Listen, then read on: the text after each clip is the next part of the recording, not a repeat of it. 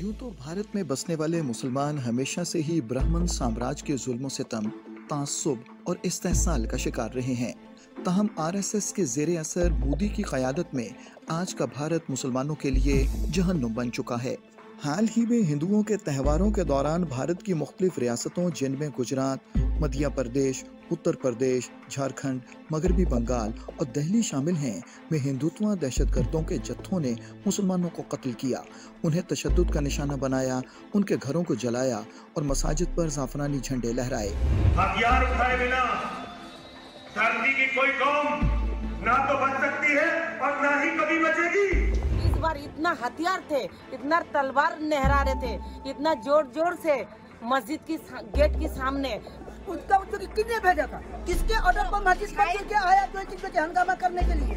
हम पुलिस के पास मदद मांगने आते हैं और पुलिस वाला हम पे मारेंगे। या अल्लाह रहम कर, या अल्लाह रहम कर, ऐसे चिल्ला रहे उस वीडियो में। हाथ में तलवार, पिस्टल है, पता नहीं क्या क्या, फिर ये हिला हिला के दिखा रहे, कह रहे हिंदुस्तान में रहना होगा तो जय श्री राम का नारा लगाना होगा। क्यों कहीं लिखा हुआ है गिनीज बुक में लिखवा दो वहाँ पे कि मुस्लिम रह नहीं सकती है, मुस्लिम पैदा ही मत करो, मुस्लिम को दफना दो कहीं पे।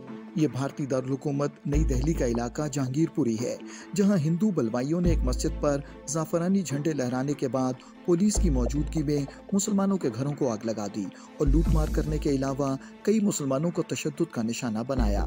इलाके के मुसलमानों का कहना है कि मुसल्लह हिंदू बलवाइयों ने पूरा दिन मसाजिद के चक्कर लगाए और ऐन इफ्तारी के वक्त मस्जिद पर चढ़ दौड़े और गेट फलांग कर ज़ाफ़रानी झंडे लहराए। मैं अंदर मस्जिद में कुरान शरीफ पढ़ रहा था, ठीक है, तो मैंने जब आवाज़ें सुनी, उदम सुना, नाच रहे थे, गा रहे थे लोग और जय बजरंग दली के नारे लगा रहे थे, जय श्री राम के।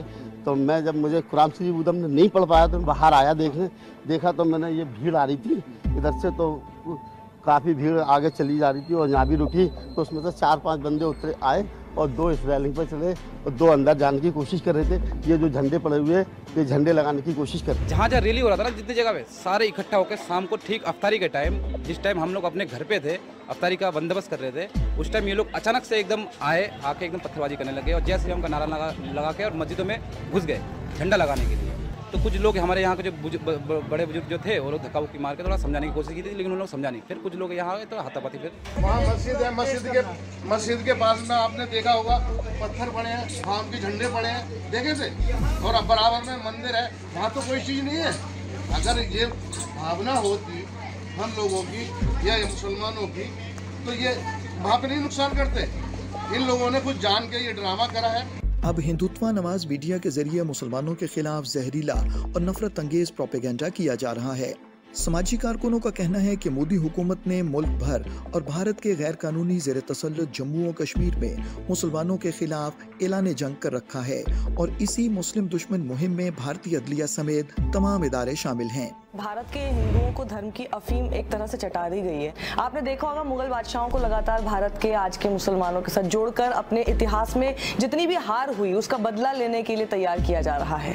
पूरी स्टेट मशीनरी, सोशल मीडिया, यहाँ तक कि फिल्मों के जरिए एक प्रोपेगेंडा फैलाया जा रहा है। खूब चर्चा कर झूठ और नफरत की एक ऐसी आर्मी तैयार कर दी गई है जिसके आगे सच बोलने वाले बहुत कम मिलते हैं। कईयों के पास हिम्मत नहीं होती और जिनके पास हिम्मत है भी वो थोड़ा बहुत इन्हीं की बातों में आकर बहक जाते हैं और जो फिर भी बोलते हैं उनको अर्बन नक्सल, देशद्रोही, पाकिस्तान परस्त न जाने क्या क्या कहकर खारिज कर दिया जाता है। मुसलमानों के पास तो और भी बहुत देश है, हिंदुओं के लिए कोई देश नहीं है। यही सब चीजें कह कहकर जो अनपढ़ हैं, जो पढ़े लिखे हैं, वो भी ये सोचकर कि मुसलमान उनका दुश्मन है, उन्हें ठीक करना जरूरी है। अगर अक़वाम आलम ने इस उभरते हुए नासूर पर काबू पाने के लिए बरवक्त इक़दामात ना किए तो फिर ये आसेब पूरी दुनिया को अपनी लपेट में ले लेगा।